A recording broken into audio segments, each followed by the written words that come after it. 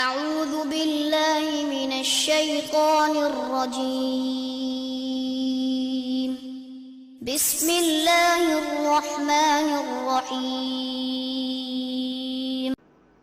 يا أيها الذين آمنوا اتقوا الله حق تقاته ولا تموتن إلا وأنتم مسلمون يا أيها الناس اتقوا ربكم الذي خلقكم من نفس واحدة وخلق منها زوجها وبث منهما رجالا كثيرا ونساء واتقوا الله الذي تساءلون به والأرحام إن الله كان عليكم رقيبا يا أيها الذين آمنوا اتقوا الله وقولوا قولا سديدا يصلح لكم أعمالكم ويغفر لكم ذنوبكم ومن يطع الله ورسوله فقد فاز فوزا عظيما أما بعد فإن خير الحديث كتاب الله وخير الهدي هدي محمد صلى الله عليه وسلم وشر الأمور محدثاتها وكل محدثة بدعة وكل بدعة ضلالة وكل ضلالة في النار۔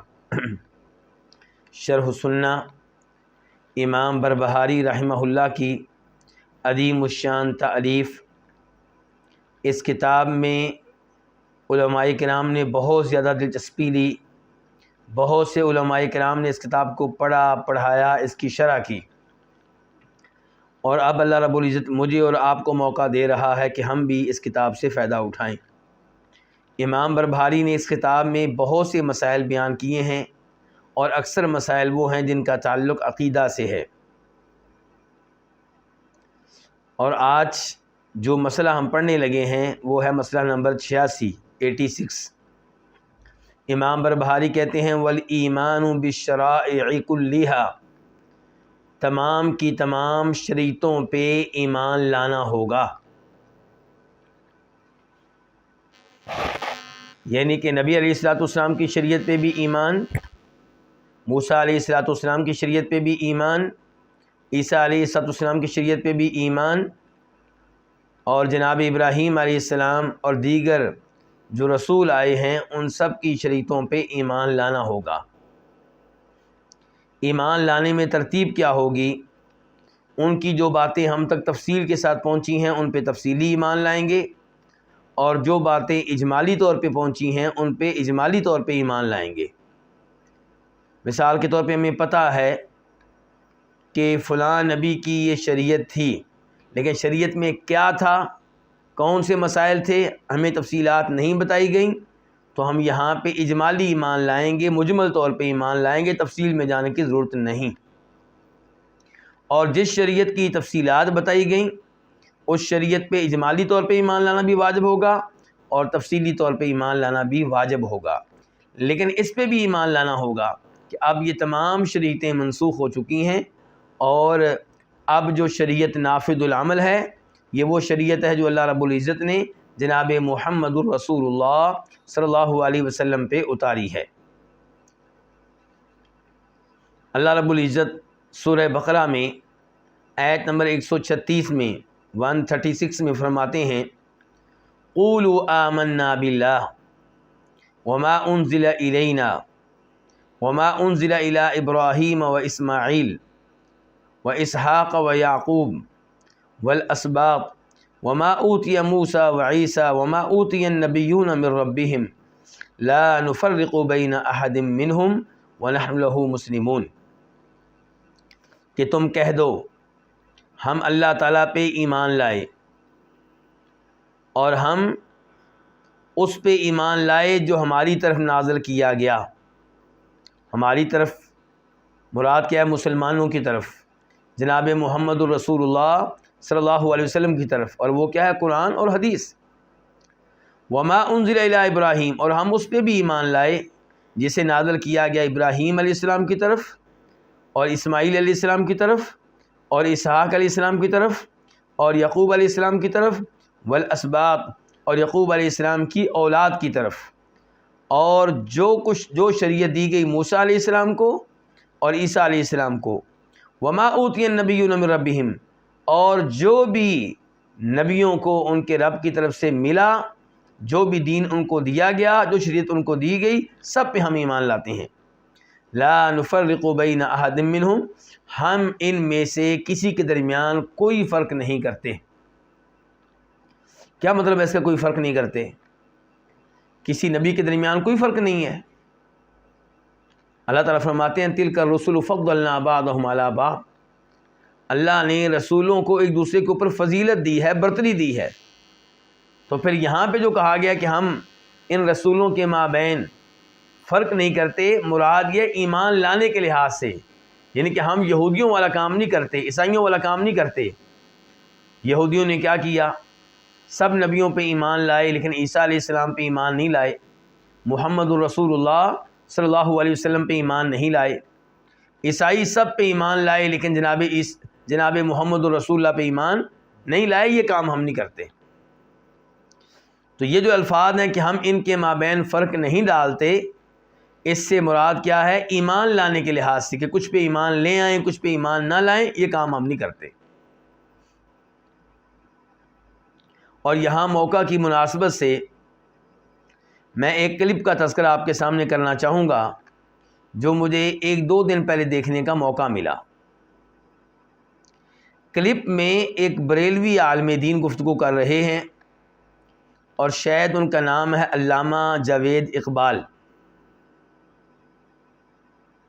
اور اس میں ان کا موضوع کیا ہے کہ وہابیوں کا قرآن کریم کا ترجمہ جو سعودیہ سے چھپا ہے وہ بہتر ہے یا بریلوی مکتب فکر کے بانی احمد رضا خان بریلوی جن کو وہ اعلیٰ حضرت کہتے ہیں ان کا ترجمہ بہتر ہے؟ کون سا ترجمہ بہتر ہے؟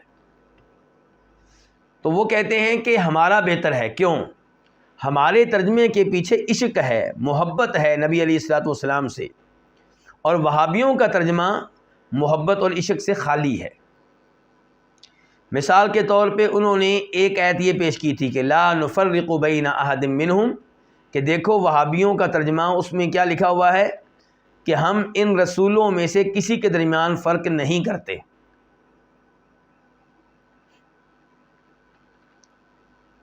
کہتے ہیں ہمارے اعلیٰ حضرت نے ترجمہ کیا کیا ہے کہ ہم ان رسولوں میں سے کسی کے درمیان ایمان کے لحاظ سے فرق نہیں کرتے۔ جی اب آپ بتائیے کون سا ترجمہ ٹھیک ہے؟ گویا کہ علامہ جاوید اقبال صاحب خود مان رہے ہیں کہ ہمارے بزرگوں نے قرآن کے ترجمے میں کچھ چیزیں اپنی طرف سے بھی داخل کی ہیں، یعنی کہ اللہ نے یہاں پہ ایمان کا نام نہیں لیا، لیکن سیاق و سباق بتا رہا ہے کہ مراد اس سے ایمان ہے۔ تو جو قرآن کریم کا ترجمہ سعودیہ سے چھپا ہے اس کی تفسیر جب آپ پڑھیں گے، تفسیر میں وضاحت کی گئی ہے کہ ہم نبیوں اور رسولوں کے مابین فرق نہیں کرتے، مراد یہ ہے کہ ایمان لانے کے لحاظ سے فرق نہیں کرتے۔ ہم یہ نہیں کرتے کچھ پہ ایمان لیں کچھ پہ نہ لیں، سب پہ ایمان لاتے ہیں۔ تو یہ چیز کہاں بیان کی جائے گی؟ تفسیر میں۔ لیکن ان کے بزرگوں نے یہ کام کہاں کر دیا؟ ترجمے میں، اور اس پہ وہ اپنے بزرگوں کو خراج تحسین پیش کر رہے ہیں، جبکہ یہاں پہ افسوس کا اظہار کرنا چاہیے۔ اگر ترجمے میں اس کا تذکرہ کرنا اتنا ضروری ہوتا تو اللہ تعالیٰ نے عربی میں کیوں نہیں ذکر کیا؟ اللہ نے کیوں نہیں کہا لا نفرق بین احد منہم فی الایمان؟ اللہ نے عربی کلام اتارتے ہوئے اس میں فی الایمان کا تذکرہ کیوں نہیں کیا؟ لیکن مراد اس سے یہی ہے، کیونکہ شروع آیت میں یہی ہے کہ تم کہو کہ ہم ایمان لائے اللہ پہ اور باقی نبیوں پہ، اور ہم کسی کے درمیان فرق نہیں کرتے۔ بالکل صحیح ہے، اس سے مراد ایمان ہے کہ ایمان کے لحاظ سے کوئی فرق نہیں، سب پہ ایمان لایا جائے گا۔ لیکن اس سے آپ اندازہ کر سکتے ہیں کہ کیا صورتحال ہے۔ پھر انہوں نے ایک مثال اور پیش کی کہ الا تنصروہ فقد نصرہ اللہ اذ اخرجہ الذین کفروا ثانی اثنین، سورہ توبہ ہے۔ تو یہاں پہ اللہ رب العزت کہہ رہے ہیں کہ اگر تم ہمارے نبی کی مدد نہیں کرو گے تو کوئی مسئلہ نہیں ہے۔ اللہ نے ان کی مدد اس وقت بھی کی تھی جب کافروں نے انہیں نکال دیا تھا۔ کہاں سے نکال دیا تھا؟ مکہ سے۔ تو الفاظ کیا بولے گا؟ اخرجہ، اللہ نے الفاظ بولے ہیں کہ آپ کو کافروں نے نکال دیا تھا۔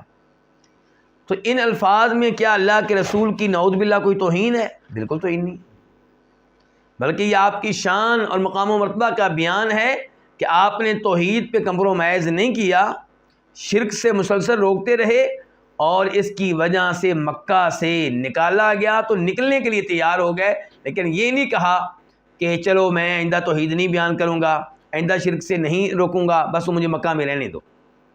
یہ تو آپ کی قربانی کا تذکرہ ہے، لیکن وہ یہاں پہ اس کو بھی وہ توہین شمار کر رہے ہیں کہ یہ ترجمہ مناسب نہیں ہے۔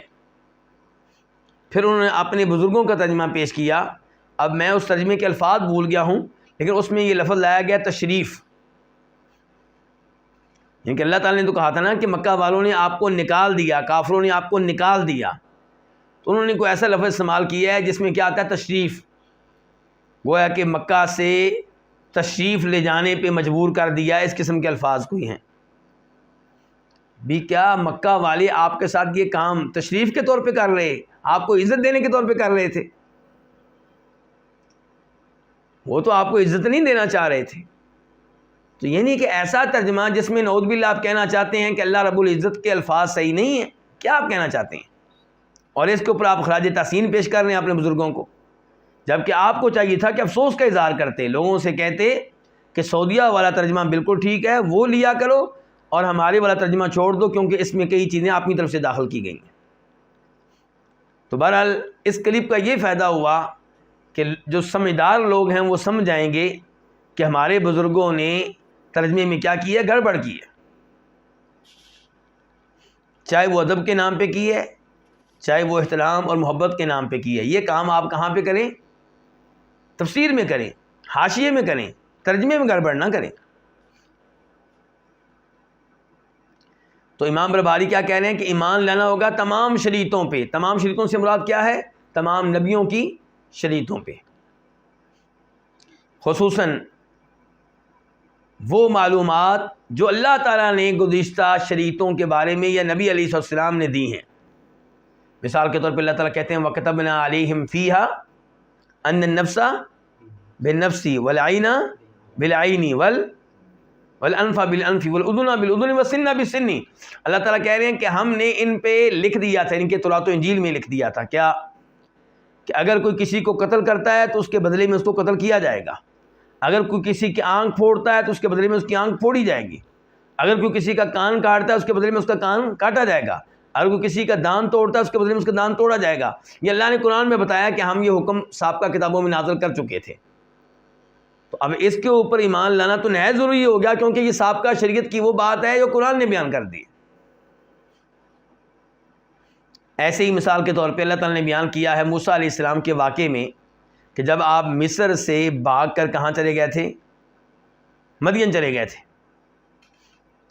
فرعون آپ علیہ السلام کو گرفتار کرنا چاہ رہا تھا، قتل کرنا چاہ رہا تھا، آپ کی جان کا دشمن بن چکا تھا، تو آپ بھاگ کھڑے ہوئے۔ اچھا، اب بھاگنے کے الفاظ آپ کو قرآن و حدیث میں مل جائیں گے، لیکن ان کے لیے یہ مسئلہ بن جائیں گے۔ تو بہرحال کہنا یہ چاہتا ہوں کہ اللہ تعالیٰ نے وہاں پہ بیان کیا ہے کہ جب موسیٰ علیہ السلام وہاں پہ پہنچے مدین میں، تو وہاں پہ ایک جگہ لوگ اپنے اپنے جانوروں کو، بکریوں کو پانی پلا رہے تھے، اور وہاں پہ 2 لڑکیاں تھیں۔ سب لوگ چلے گئے، وہ ابھی تک موجود ہیں۔ موسیٰ علیہ السلام نے کہا بھی آپ لوگ کیوں نہیں پانی پلا رہی؟ تو انہوں نے اپنی صورتحال واضح کی، ہمارے باپ بوڑھے ہیں وغیرہ وغیرہ۔ تو موسیٰ علیہ السلام نے ان کی مدد کی، لڑکیوں نے گھر جا کے رپورٹ دی۔ تو لڑکیوں کے باپ نے، اور یہاں پہ ذرا ذہن میں رکھیے گا، میں یہ نہیں کہہ رہا کہ وہ لڑکیوں کا باپ شعیب علیہ السلام تھے، میں یہ نہیں کہہ رہا۔ عام طور پہ لوگ یہ کہہ دیتے ہیں، جبکہ اس کی کوئی دلیل نہیں ہمارے پاس کوئی دلیل نہیں ہے کہ وہ مدین والے بزرگ صاحب مدین وہ شعیب علیہ السلام تھے۔ تو بہرحال وہاں پہ کیا آیا ہے کہ وہ بزرگ کہنے لگے موسیٰ علیہ السلام سے کہ میں چاہتا ہوں کہ آپ کا نکاح کر دوں اپنی بیٹیوں میں سے کسی ایک سے، اس شرط پہ کہ آپ میرے پاس کام کریں۔ کتنے سال؟ 8 سال، اور اگر 10 سال پورے کر دیں تو وہ معاہدے کا حصہ نہیں ہے، وہ آپ کی طرف سے مہربانی ہے۔ تو اب یہ سابقہ شریعت کی بات قرآن نے بیان کی ہے، یعنی کہ قرآن نے بیان کیا ہے کہ نکاح اس انداز میں جائز ہے۔ کس انداز میں؟ کہ حق مہر کیا ہے؟ پیسے نہیں ہے، سونا نہیں ہے، چاندی نہیں ہے، دینار نہیں ہے، درہم نہیں ہے، کیا ہے؟ اجرت، کام کروں گا۔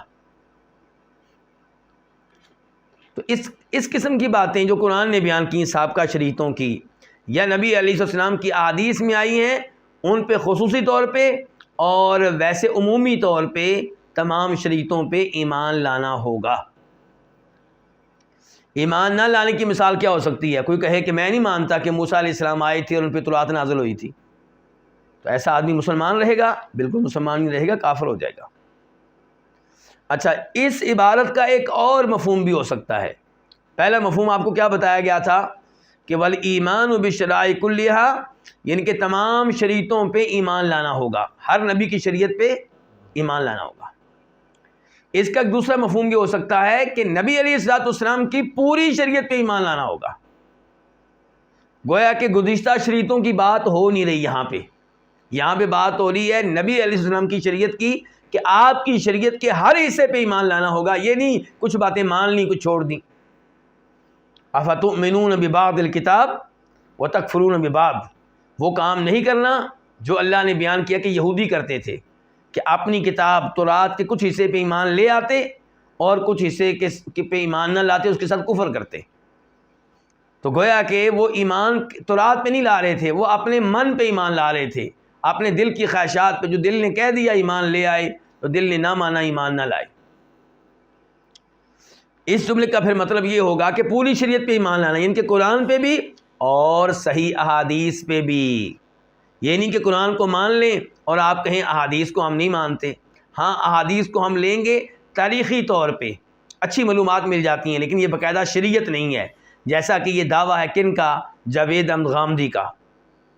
اور ان کے اس دعوے کی وجہ سے ہمارے بہت سے نوجوان گمراہ ہو چکے، بہت سے نوجوان احادیث کے منکر بن چکے۔ آپ ایک بھی صحیح حدیث کا انکار کر دیں تو کفر تو ہو گیا۔ کفر کے لیے یہ ضروری نہیں ہے کہ آپ 10 چیزوں کا انکار کریں۔ آپ ایک قرآن کی آیت ماننے سے انکار کر دیں، ایک صحیح حدیث ماننے سے انکار کر دیں تو آپ کفر میں داخل ہو گئے۔ ہم نام لے کر کسی کو کافر نہیں کہہ رہے، لیکن عمومی طور پہ یہی صورتحال ہے۔ قرآن کریم میں اللہ نے کیا کہا؟ وما آتاکم الرسول فخذوہ وما نہاکم عنہ فانتہوا۔ قرآن کہہ رہا ہے کہ جو ہمارے نبی تمہیں دیں، جو حدیث دیں، جو فرمان بیان کریں، جو قول بیان کریں، وہ لینا ہوگا، اسے قبول کرنا ہوگا، اور جس چیز سے آپ روک دیں اس سے دور رہنا ہوگا۔ یہ قرآن نے بیان کر دیا کہ احادیث حجت ہیں، احادیث شریعت ہیں، احادیث دین ہے۔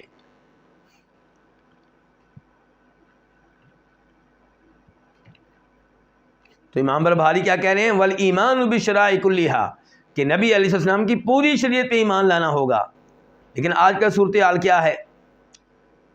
خصوصاً وہ مسلمان جو یورپ وغیرہ میں رہتے ہیں، خنزیر کے گوشت کے قریب نہیں جاتے۔ کیوں؟ اسلام نے حرام قرار دیا جی، لیکن سود اور جوا وہ چلتا ہے، انشورنس چلتی ہے۔ تو یہ اس کا مطلب کچھ حصے بھی ایمان لے آئے، کچھ حصے بھی ایمان نہیں لائے۔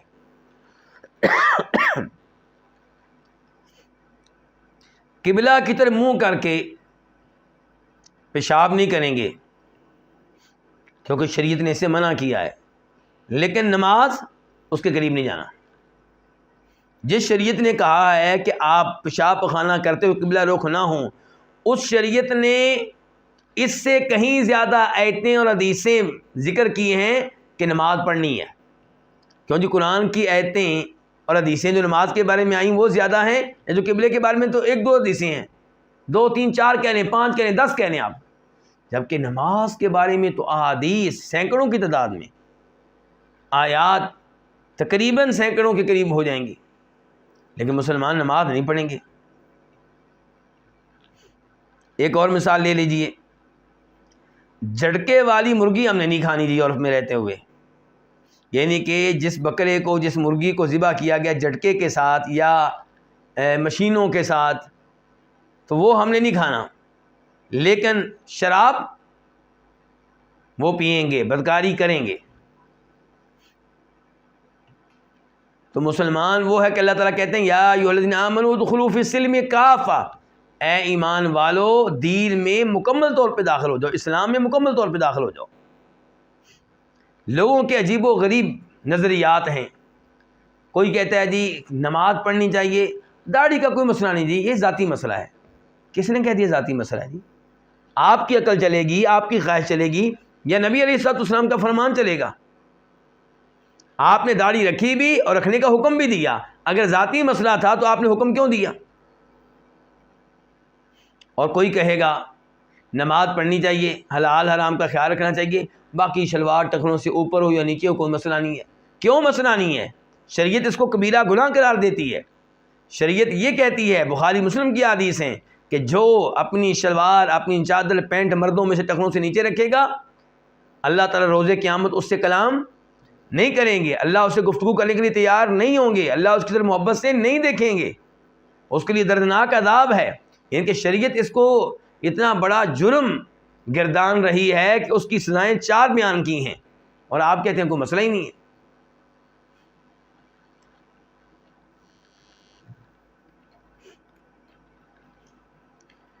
یہ تھا مسئلہ نمبر 86 کہ والایمان بشرائع کلیہا۔ آخر میں پھر اس کے کتنے مفہوم بیان کیے گئے؟ 2۔ پہلا مفہوم یہ ہے کہ تمام شریعتوں پہ ایمان لائیں، یعنی کہ ایک ایک نبی کی شریعت پہ ایمان لائیں، اور دوسرا اس کا مفہوم یہ ہے کہ نبی علیہ السلام کی شریعت کی بات ہو رہی ہے کہ اس شریعت کی ایک ایک چیز پہ ایمان لائیں۔ اس کے بعد مسئلہ نمبر 87 فرماتے ہیں امام بربہاری، وَاعْلَمْ أَنَّ الشِّرَاءَ وَالْبَيْعَ مَا بِيعَ فِي أَسْوَاقِ الْمُسْلِمِينَ حَلَالٌ مَا بِيعَ عَلَى حُکْمِ الْكِتَابِ وَالسُّنَّةِ، کہ کوئی چیز خریدنا اور بیچنا، اس کے بارے میں جان لو کہ یہ حلال ہے جب یہ بیع ہو رہی ہو مسلمانوں کی منڈی میں، مسلمانوں کی مارکیٹ میں، مسلمانوں کے بازار میں، جب یہ بیع کی جا رہی ہو کتاب و سنت کے احکام کے مطابق، من غیر یدخلہ تغییر، بغیر اس کے کہ اس میں کوئی تبدیلی داخل ہو۔ لفظ کیا میں نے پڑھا ہے؟ تغییر، اور کچھ نسخوں میں ہے تغریر، اور شاید وہ زیادہ مناسب ہے کہ یہ بیع جو مسلمانوں کے بازار میں کی جائے یہ حلال ہے، درست ہے، جائز ہے، جب تک کہ اس میں غرر داخل نہ ہو۔ کیا داخل نہ ہو؟ غرر کی وضاحت آگے چل کے کروں گا۔ یا جب تک اس میں کوئی ظلم نہ ہو، او جور، کوئی ظلم و زیادتی نہ ہو، او غدر، یا کوئی خیانت نہ ہو، او خلاف للقرآن، جب تک کہ اس بیع میں قرآن کی خلاف ورزی نہ ہو، او خلاف للعلم، اور جب تک کہ اس بیع میں علم کی یعنی کہ احادیث کی خلاف ورزی نہ ہو۔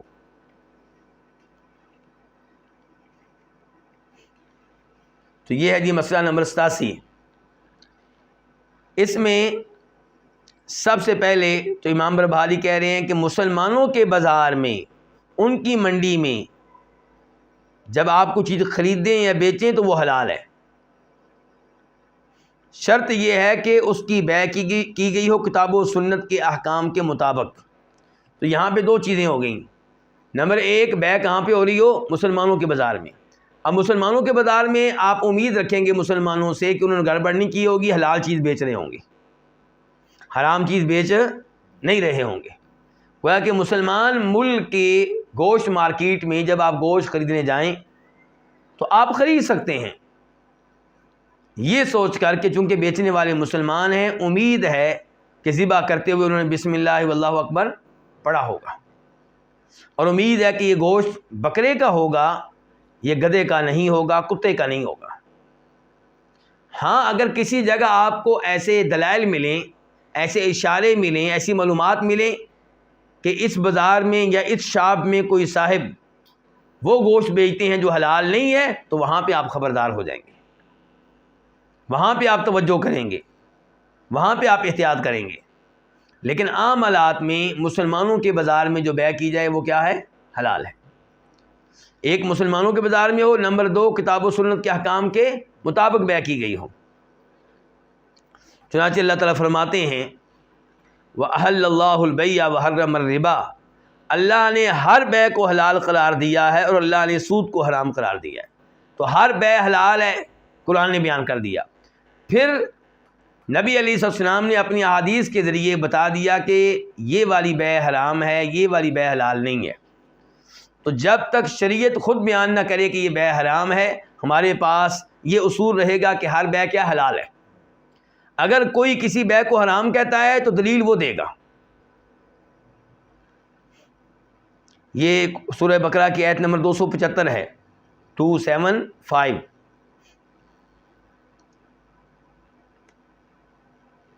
تو اب مثال کے طور پہ آپ مسلمانوں کے بازار میں جاتے ہیں، وہاں پہ شاپ ہے مثال کے طور پہ سائیکلوں کی، تو آپ کہہ رہے ہیں جناب والا یہ سائیکل میں خریدنا چاہتا ہوں لیکن مجھے بتائیں کہیں چوری کا تو نہیں ہے؟ بھی آپ کو یہ پڑتال کرنے کی کیا ضرورت ہے؟ ہاں اگر آپ کو کسی نے معلومات دی تھی کہ اس شاپ کا مالک، اس دکان کا مالک چوری کا مال بیچتا ہے، یا لوگوں میں مشہور ہے کہ اس بازار میں چوری کا مال لایا جاتا ہے، وہاں پہ آپ احتیاط کریں گے، لیکن عام حالات میں آپ کو تفتیش اور پڑتال کرنے کی ضرورت نہیں ہے۔ تو یہاں پہ امام بربہاری نے کہا ہے کہ جو بھی بیع کتاب و سنت کے احکام کے مطابق کی جائے وہ حلال ہے۔ تو اب یہاں پہ میں بیان کرنا چاہوں گا کہ درست بیع کی کیا شرائط ہیں، وہ بیع جو شریعت کے مطابق ہے اس کی کیا شرائط ہیں۔ یہ میں کہاں سے بیان کروں گا؟ میرے پاس جو کتاب ہے اس کا نام ہے الملخص الفقہی، یعنی کہ اس میں فقہ کے احکام خلاصے کے طور پہ بیان کیے گئے، اختصار کے طور پہ بیان کیے گئے ہیں، اور میری معلومات کے مطابق اس کتاب کا اردو میں ترجمہ ہو چکا ہے، اگرچہ مجھے اب یاد نہیں ہے کہ کس نے ترجمہ کیا اور کہاں سے ترجمہ چھپا، لیکن بر عربی میں نام کیا الملخص الفقہی۔ اس کے رائٹر کون ہیں، مؤلف کون ہیں؟ شیخ ڈاکٹر صالح بن فوزان بن عبداللہ الفوزان، یعنی کہ سعودی عرب کی جو فتویٰ دینے کے لیے مستقل کمیٹی ہے اس کے یہ ممبر ہیں، اور ابھی تک حیات ہیں، بزرگ ہیں، سفید داڑھی والے ہیں۔ ان کا سعودیہ میں بہت ہی مقام و مرتبہ ہے، بہت ہی علمی مقام ہے، لیکن جیسا کہ آپ جانتے ہیں کہ ہم کسی بھی شخصیت کی ہر بات کو حرف آخر نہیں سمجھتے۔ یہ بات میں نے کیوں کہی ہے کہ مجھے ایک اور بات یاد آ گئی۔ چند دن پہلے میرے پاس ایک کلپ آیا، اس کلپ میں ایک سعودی عالم دین یہ کہہ رہے تھے کہ سجدے کی حالت میں آپ اپنے دونوں پاؤں آپس میں نہیں ملائیں گے۔ کیونکہ اس بارے میں جو حدیث آتی ہے وہ ضعیف ہے۔ یہ گفتگو کس سے نقل کی گئی؟ شیخ ابن باز رحمہ اللہ سے، اور ہم شیخ ابن باز کی بڑی قدر کرتے ہیں، دل سے ان سے محبت کرتے ہیں، اور سمجھتے ہیں کہ یوں لگتا ہے اس زمانے میں اللہ کے ولی تھے، نابینا تھے، لیکن اللہ نے ان سے خیر کا بہت سا کام لیا۔ لیکن کیا شیخ ابن باز کی ہم ہر بات مانتے ہیں؟ بالکل نہیں۔ وہ حدیث جو ابن خزیمہ اور دیگر کتب حدیث میں آتی ہے کہ سیدہ عائشہ کہتی ہیں کہ ایک رات میں اٹھی تو نبی علیہ الصلوۃ والسلام بستر پہ موجود نہیں تھے، تو میں آپ کو تلاش کرنے لگی، تلاش کرتے کرتے، یعنی کہ اندھیرا تھا، لوگ کیا کہتے ہیں کہ نبی علیہ الصلوۃ والسلام نور تھے، جہاں پہ ہوتے تھے روشنی ہوتی تھی، سوئی بھی نظر آ جاتی تھی، لیکن یہاں پہ سیدہ عائشہ آپ کو تلاش کر رہی ہیں ہاتھوں کے ذریعے، تو کہتی ہیں جب میرا ہاتھ آپ کو لگا تو آپ کے پاؤں پہ لگا اور آپ سجدے میں تھے، اور آپ کے پاؤں آپس میں ملے ہوئے تھے، جڑے ہوئے تھے، اور یہی سنت طریقہ ہے۔ اس حدیث کو شیخ البانی رحمہ اللہ نے صحیح قرار دیا ہے، اور دیگر بہت سے ائمہ حدیث نے صحیح قرار دیا ہے۔ تو ایسے موقع پہ جب اختلاف ہو تو ہم نے کسی کی تقلید نہیں کرنی، ہم نے حق دیکھنا ہے۔ تو حق بات کیا ہے کہ سجدے میں پاؤں آپس میں ملائے جائیں گے۔ تو بہرحال یہ شیخ صالح فوزان ہیں، یہ میں نے وضاحت اس لیے کی ہے کہ ان کی کتاب سے میں چند چیزیں پیش کرنے لگا ہوں۔ اب ممکن ہے کل کو کوئی کہے مجھ سے جناب وہ شیخ صالح فوزان جن پہ آپ اعتماد کرتے ہیں انہوں نے تو یہ بات بھی کہی ہے، وہ بھی مانیں۔ نہیں بھائی، ہم مقلد نہیں ہیں، ہمارا یہ کہنا ہے، ہمارا یہ ماننا ہے کہ جب قرآن آ جائے، صحیح حدیث آ جائے، وہاں پہ کسی بزرگ کا فتویٰ اور قول نہیں چلے گا۔ تو بہرحال اب آتے ہیں شیخ صالح فوزان کی طرف۔ کہتے ہیں بیع کے درست ہونے کے لیے چند شرائط ہیں۔ بیع کے درست ہونے کے لیے کیا ہیں؟ چند شرائط ہیں. آپ کی شاپنگ کے ٹھیک ہونے کے لیے، شریعت کے لحاظ سے درست ہونے کے لیے چند شرائط ہیں. کہتے ہیں کچھ شرائط وہ ہیں جن کا تعلق ہے بیع کرنے والوں سے. ایک آدمی چیز بیچ رہا ہوگا، دوسرا خرید رہا ہوگا. کچھ شرائط ان دونوں میں پائی جانی ضروری ہیں، اور کچھ شرائط وہ ہیں جو اس مال میں پائی جانی ضروری ہیں جس مال پہ معاہدہ ہو رہا ہے، جس کی بیع ہو رہی ہے.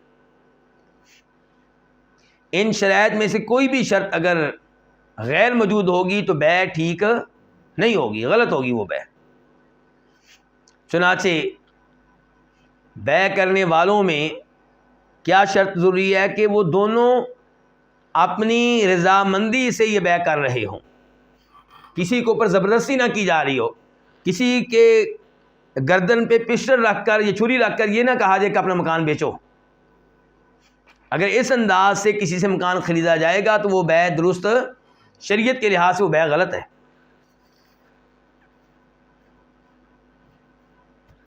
معذرت، آج مجھے ذرا زکام ہے.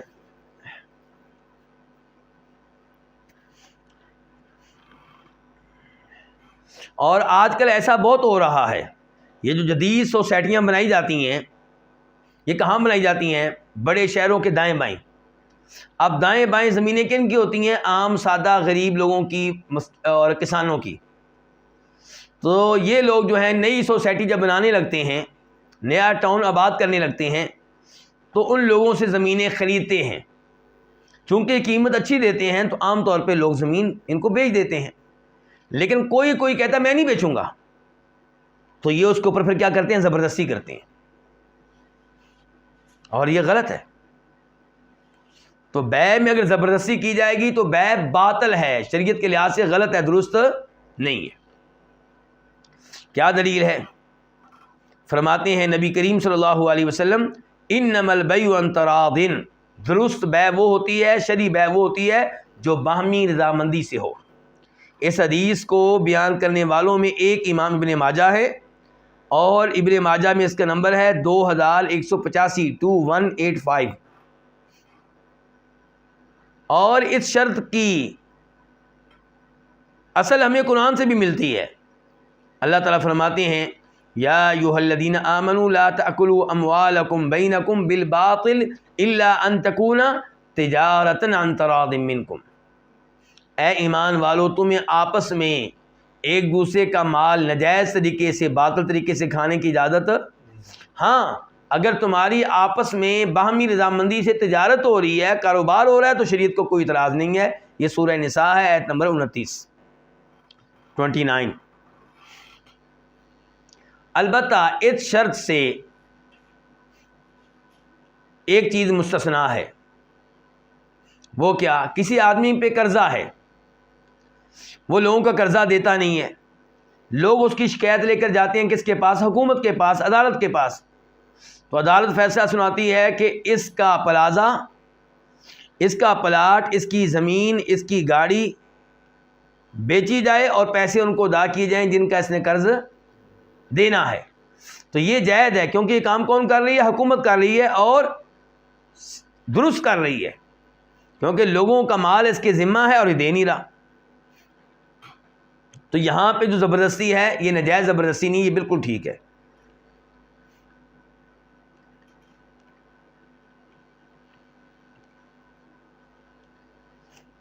تو یہ پہلی شرط تھی. تو پہلی شرط پھر کیا ہوئی تھی؟ کہ فریقین باہمی رضامندی سے وہ بیع کر رہے ہوں. نمبر 2، کہ ان دونوں میں سے ہر کوئی ایسا ہو جس کو شریعت کی طرف سے بیع کرنے کی اجازت ہو. یعنی کہ کوئی مینٹل نہ ہو. یہ نہیں کہ مجھے کوئی مینٹل مل جائے اور اس کے ہاتھ میں مثال کے طور پہ سونے کی کوئی چین وغیرہ ہو اور وہ مجھے 100 روپے میں بیچ رہا ہو، اور میں کہوں ٹھیک ہے جی، وہ اس کی مرضی ہے، وہ بیچ رہا ہے، بس ٹھیک ہے. نہیں، مینٹل کو شریعت نے بیع کرنے کی، چیز خریدنے بیچنے کی اجازت نہیں دی. اب وہ تو مینٹل ہے، اس سے کوئی سوال نہیں کرے گا. سوال مجھ سے ہوگا کہ آپ نے مینٹل کے ساتھ یہ بیع کیوں کی. تو دوسری شرط کیا ہے؟ کہ دونوں بیع کرنے والے وہ ہوں جن کو شریعت کی طرف سے اجازت ہے کہ وہ بیع کر سکتے ہیں. تو اس سے مراد کیا ہے؟ کہ کوئی مینٹل نہ ہو، چھوٹا بچہ نہ ہو.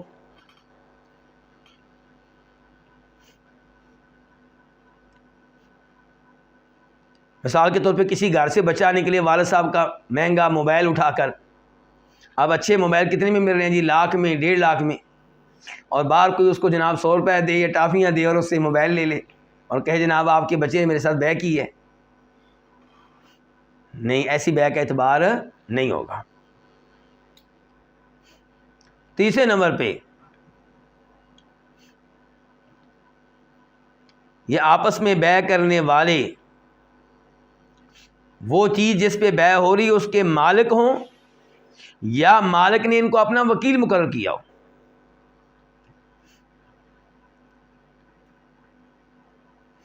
یہ شرط کہاں سے آئی؟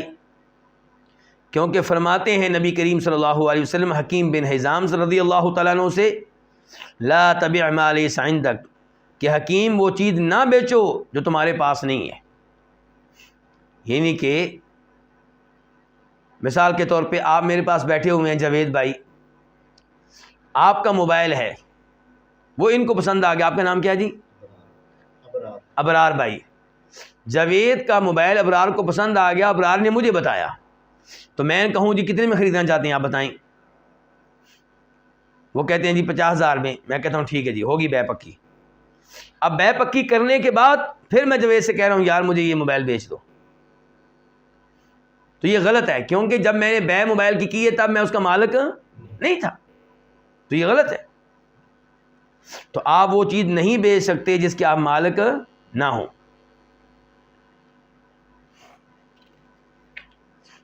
تو کتنی شرطیں ہو گئی ہیں؟ 3. پہلی شرط یہ ہے کہ فریقین یعنی کہ دونوں جو ہیں بیع کرنے والے وہ باہمی رضامندی سے بیع کریں. نمبر 2، دونوں ایسے ہوں کہ جن کو شریعت کی طرف سے بیع کرنے کی اجازت ہو. تیسرے نمبر پہ دونوں جو ہیں اس چیز کے مالک ہوں جس کی بیع کر رہے ہیں. پیسہ دینے والا پیسے کا مالک ہو اور موبائل بیچنے والا، گاڑی بیچنے والا، موٹر سائیکل بیچنے والا، زمین بیچنے والا اس چیز کا مالک ہو.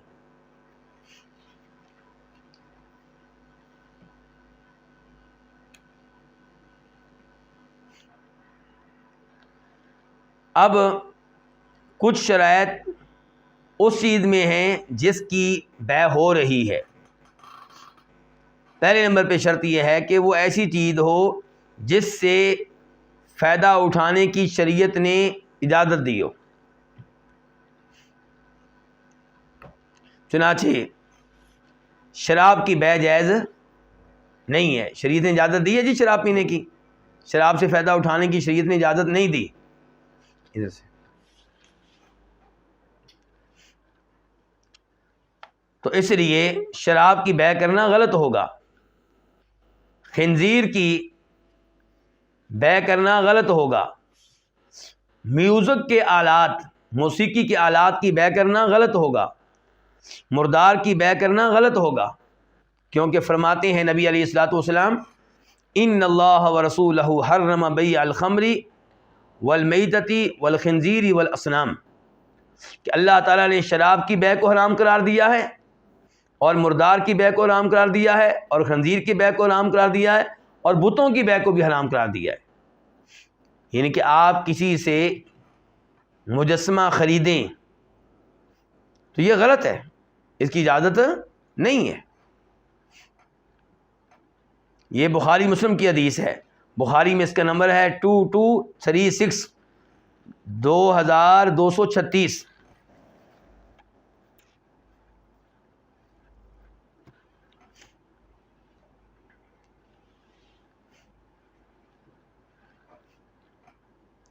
دوسرے نمبر پہ وہ چیز جس کی آپ بیع کر رہے ہیں. بیع 2 چیزوں پہ ہوتی ہے نا، ایک چیز آپ بیچ رہے ہیں اور دوسری چیز آپ لے رہے ہیں پیسے، اور پیسوں کے علاوہ بھی کچھ چیز ہو سکتی ہے. مثال کے طور پہ میں آپ کو گاڑی بیچتا ہوں موبائل کے بدلے میں، سائیکل بیچتا ہوں موبائل کے بدلے میں. تو بہرحال ایک چیز، یہ 2 چیزیں ہو گئیں. تو یہ دونوں چیزیں ایسی ہوں جن کو آپ اپنے ساتھی کو دینے کی طاقت رکھتے ہوں، اس کے حوالے کرنے کی طاقت رکھتے ہوں. مثال سے بات واضح ہو جائے گی. مثال کے طور پہ میری گاڑی ہو جاتی ہے چوری، گاڑی کیا ہو گئی ہے؟ چوری، اور مجھے تو نہیں مل رہی. اب میں جاوید بھائی سے بیع کر لیتا ہوں کہ میری گاڑی تھی 15 لاکھ کی، اگر آپ خریدیں، تلاش کر لیں، آپ کے پولیس والوں سے تعلقات ہیں، تو ٹھیک ہے میں آپ کو 15 لاکھ میں بیچتا ہوں اور 10 لاکھ میں بیچتا ہوں، وہ کہتے ہیں ٹھیک ہے۔ تو یہ جب چیز بیع ہو رہی ہے، کیا میں اس گاڑی کو ان کے حوالے کرنے کی طاقت رکھتا ہوں؟ بالکل نہیں رکھتا۔ تو یہ بیع کیا ہے؟ غلط ہے۔ ہوا میں اڑنے والا پرندہ، میں آپ سے کہتا ہوں کتنے میں خریدیں گے یہ کبوتر آپ مجھ سے؟ اب بیع پکی کرنے کے بعد اب میں اس کو پکڑنے کی کوشش کرتا ہوں، تو یہ غلط ہے، کیونکہ جب بیع ہوئی تھی تب میں اس کبوتر کو آپ کے حوالے کرنے کی استطاعت نہیں رکھتا تھا۔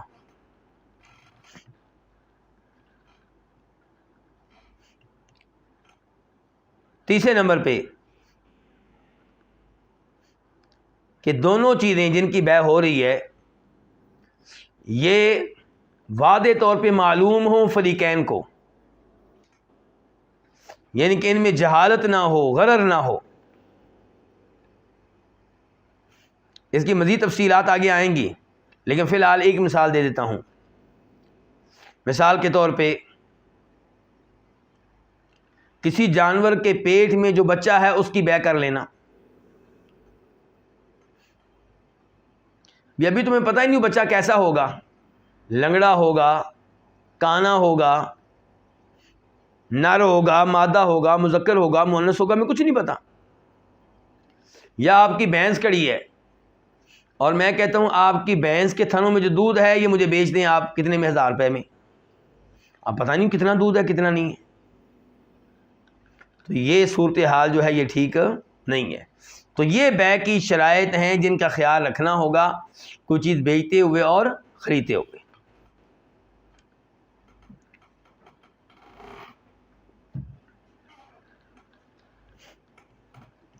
تو امام بربہاری کہتے ہیں وَعْلَمْ، یہ بات جان لیں، ان الشراء والبیع، کوئی چیز خریدنا اور بیچنا، حلال، یہ حلال ہے، یہ درست ہے، ما بیع فی اسواق المسلمین، جب تک کہ اس کی بیع کی جائے مسلمانوں کی مارکیٹ میں، مسلمانوں کے بازار میں، ما بیع علی حکم الکتاب و سنہ، جب تک کہ اس کی بیع کی جائے کتاب و سنت کے احکام کے مطابق۔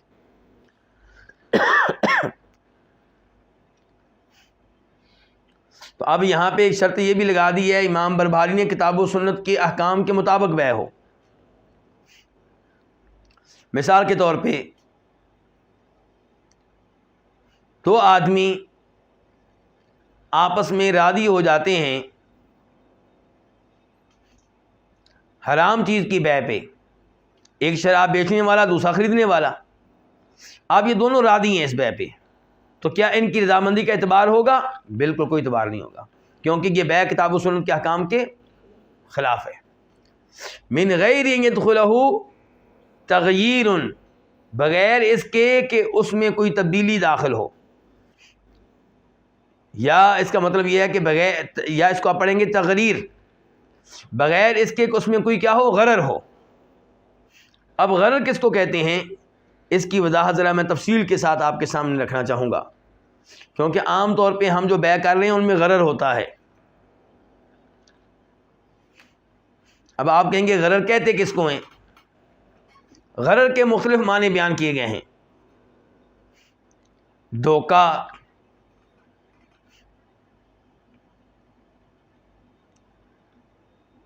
کسی چیز کو خطرے میں ڈالنا، ہلاکت میں ڈالنا،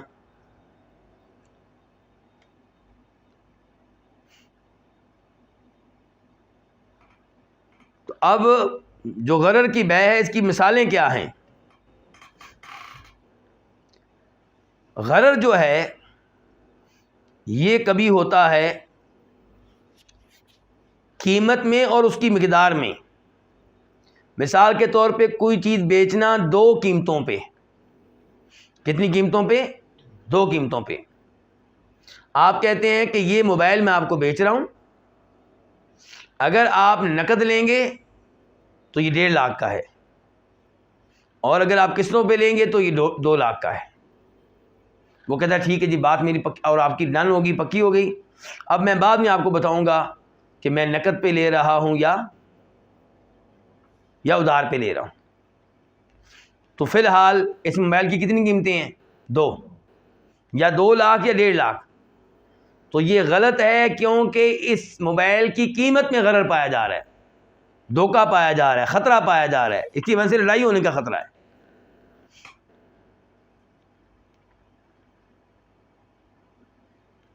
اور کبھی غرر کیسے ہوتا ہے کہ جو چیز آپ بیچ رہے ہیں وہ واضح نہیں ہے. مثال کے طور پہ آپ کہتے ہیں کسی سے میری جیب میں جو بھی چیز ہے میں آپ کو 100 روپے میں بیچتا ہوں، اور آپ بھی کہتے ہیں چلو ویسے تو یہ آدمی امیر آدمی، اس کی جیب بھری رہتی ہے، کوئی نہ کوئی اچھی چیز ہی ہوگی، 100 روپے کی کیا حیثیت ہے؟ 100 روپے کی حیثیت آپ کے پاس، آپ کے ہاں ہو یا نہ ہو، آپ نے یہ حرکت کر کے اللہ کے دین کی خلاف ورزی کی ہے، کیونکہ وہ چیز اس کی بیع کر رہے ہیں وہ معلوم ہے آپ کو. جیب میں جو کچھ بھی ہے جی، ممکن ہے ٹافیاں ہو، ممکن ہے موبائل ہو، ممکن ہے کوئی قلم ہو، ممکن ہے نقدی ہو، اور یہ چیزیں لوگ بہت پسند کرتے ہیں. اس سے ملتی جلتی چیزیں بیع آج کل ہمارے مارکیٹ میں چل رہی ہیں، اور اچھے بھلے دین والے لوگ بھی ایسی بیع کرتے ہیں.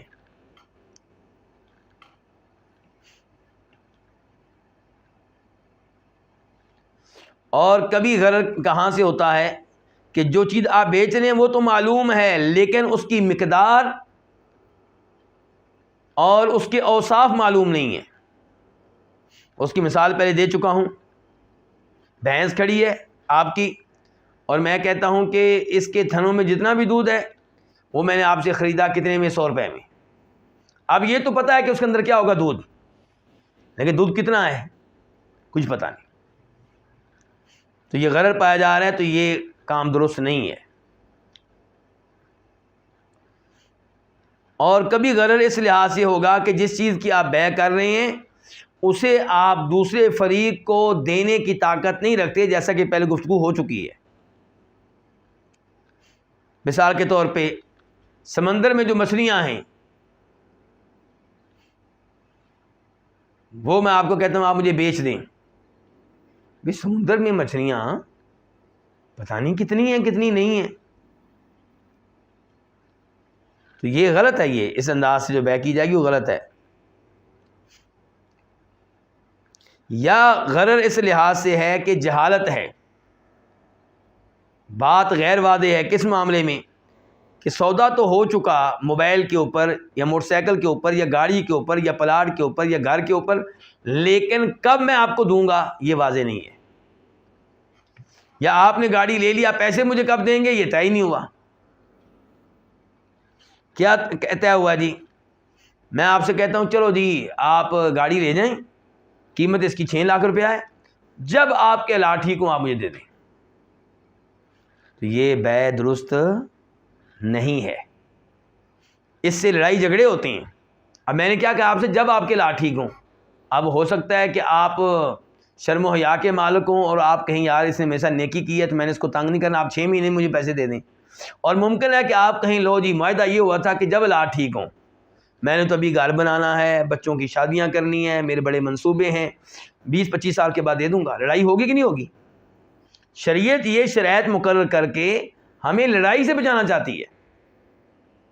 شریعت چاہتی ہے مسلمان ایک دوسرے سے محبت کرنے والے ہوں، اور ہم بیع کرتے ہوئے میٹھے میٹھے بن جاتے ہیں. ٹھیک ہے جی ٹھیک ہے کوئی بات نہیں، آپ میرے دوست ہیں کوئی بات نہیں، بعد میں لڑ رہے ہوتے ہیں، قتل تک معاملات چلے جاتے ہیں بعد میں.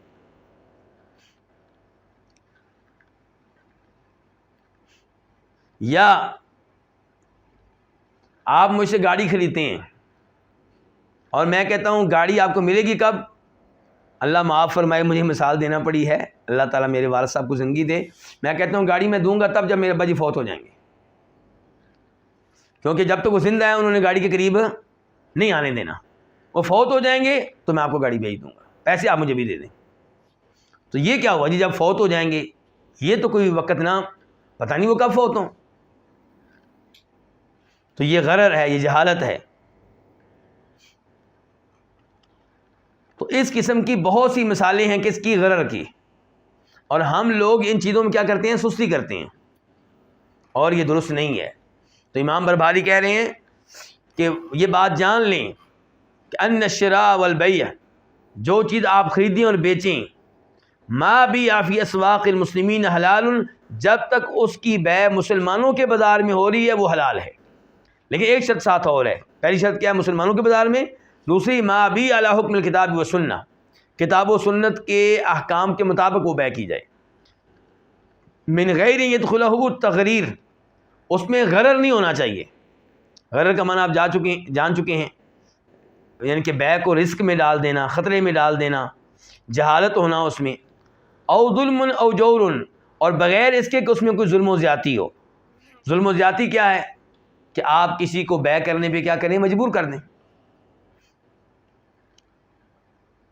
او غدر، یا کیا اس میں کوئی خیانت ہو، اور اس بارے میں آپ نے حدیث سنی ہوگی، بخاری شریف کی حدیث ہے، بخاری شریف کی نہیں ہے معذرت کے ساتھ، ترمذی کی ہے، اور نمبر ہے 1315 1315، اور شیخ البانی رحمہ اللہ نے اس کو صحیح قرار دیا ہے کہ نبی علیہ السلام ایک دفعہ کہاں گئے؟ بازار میں گئے، مارکیٹ میں گئے، اور ایک آدمی وہاں پہ گندم بیچ رہا تھا۔ آپ نے اس کی گندم میں اپنا ہاتھ ڈالا تو آپ کا ہاتھ جب باہر نکلا تو وہ کیا ہو چکا تھا؟ گیلا ہو چکا تھا، تر ہو چکا تھا۔ اس کا مطلب ہے کہ نیچے والی گندم گیلی تھی، اس میں پانی تھا۔ تو آپ نے کہا او گندم بیچنے والے، یہ تو نے کیا حرکت کی ہے؟ تو کہنے لگا اللہ کے رسول علیہ السلام بارش آئی تھی تو یہ بارش کا پانی ہے، یعنی کہ میں نے نہیں ڈالا، بارش کا پانی ہے۔ تو آپ نے کہا تو نے گیلی گندم کو اوپر کیوں نہ رکھا تاکہ خریدنے والوں کو معلوم ہو جائے کہ نیچے والی گندم کیا ہے؟ گیلی ہے۔ یہ ہوتی ہے مسلمان کی بیع۔ مسلمان کی بیع یہ ہے کہ وہ گاڑی کے عیب خود بتاتا ہے بیچتے ہوئے، ایک اس میں عیب یہ ہے، ایک اس میں یہ ہے، ایک اس میں یہ ہے۔ لیکن آج کل جو غلط لوگ ہیں وہ تو چھپاتے ہیں، اور جو نیک لوگ ہیں وہ بھی بتاتے نہیں ہیں۔ وہ کیا کہتے ہیں؟ جی گاڑی آپ کے سامنے، آپ خود دیکھ لیں۔ بھئی آپ کو پتہ ہے کہ اس میں کیا عیب پایا جاتا، آپ کیوں نہیں بتا رہے؟ تو نبی علیہ الصلوۃ والسلام نے اس گندم والے سے کہا تھا، گندم بیچنے والے سے، کہ من غش فلیس منا، جو دھوکہ دے، جو غش کرے وہ ہم میں سے نہیں ہے۔ اس کی ایک مثال یہ بھی ہو سکتی ہے خیانت کی، کہ میں نے آپ کے ساتھ بیع کی ہے کہ آپ مجھے 100 کلو گندم دیں گے اور میں آپ کو مثال کے طور پہ 10,000 روپیہ دوں گا، اور آپ نے مجھے گندم کتنی دی ہے؟ 95 کلو، کیونکہ آپ کو پتہ ہے اس نے کون سی تولنی ہے۔ تو یہ کیا خیانت ہے؟ یہ اللہ تعالیٰ فرماتے ہیں وَيْلٌ لِّلْمُطَفِّفِينَ الَّذِينَ إِذَا اكْتَالُوا عَلَى النَّاسِ يَسْتَوْفُونَ۔ تو اللہ رب العزت نے کہا ہلاکت ہے ایسے لوگوں کے لیے جو جب کسی کو معاف کر دیتے ہیں تو اس میں کمی کرتے ہیں، اور جب لیتے ہیں تو پورا پورا لیتے ہیں۔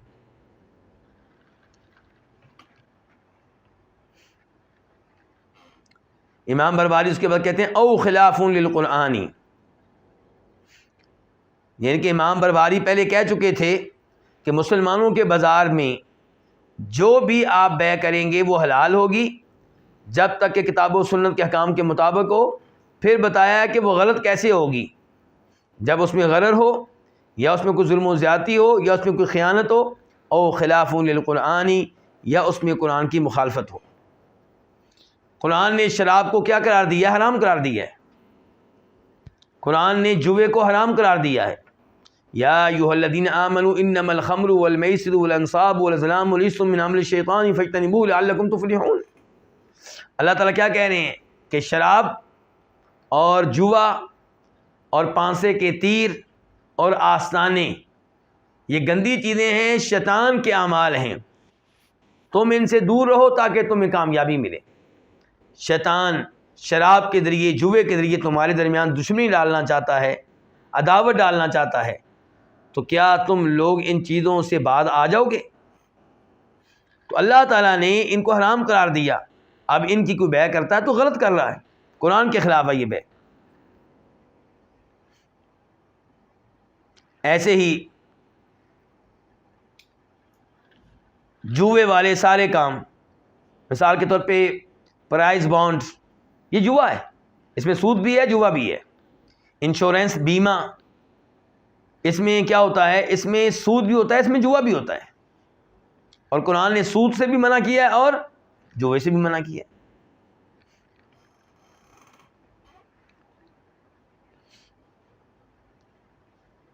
تو امام بربہاری کی گفتگو آخر میں ایک دفعہ پھر سن لیں، کہتے ہیں یہ بات جان لیں کہ ان الشراء والبیع، کہ کوئی چیز خریدنا اور بیچنا یہ حلال ہے جب تک بیع مسلمانوں کے بازار میں ہو، اور جب تک یہ بیع کتاب و سنت کے احکام کے مطابق ہو، بغیر اس کے کہ اس میں کوئی غرر داخل ہو، یا ظلم و زیادتی داخل ہو، یا خیانت داخل ہو، یا اس میں قرآن کی خلاف ورزی ہو، او خلاف للعلم، یا اس میں علم کی یعنی کہ احادیث کی خلاف ورزی ہو۔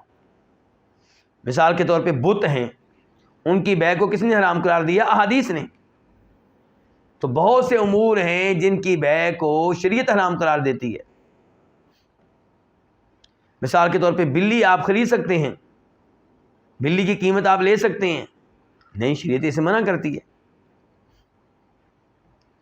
تو نبی علیہ السلام کی احادیث کی وجہ سے بلی خریدنے کی جو بیع ہے وہ غلط ہوگی،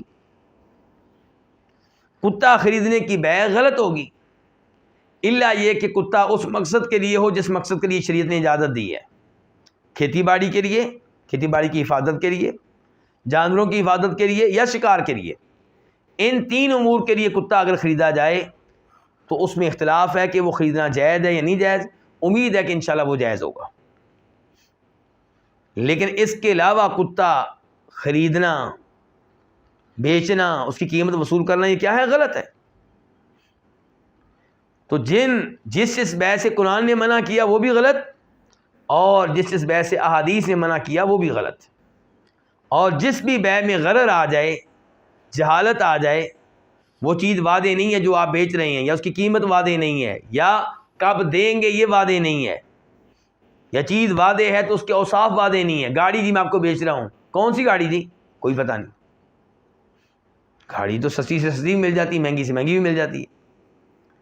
تو ایسی جتنی بھی شکلیں ہیں بیع کی، ان میں غرر پایا جاتا ہے، جہالت پائی جاتی ہے، تو ایسی بیع جو ہے وہ غلط ہوگی، یا جس میں قرآن کی خلاف ورزی ہو یا احادیث کی۔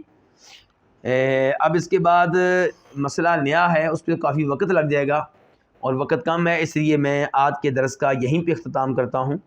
انشاءاللہ کل مزید گفتگو ہوگی۔ اللہ رب العزت ہمیں قرآن و حدیث سمجھنے کی توفیق عنایت فرمائے۔ وآخر دعوانا الحمد للہ رب العالمین۔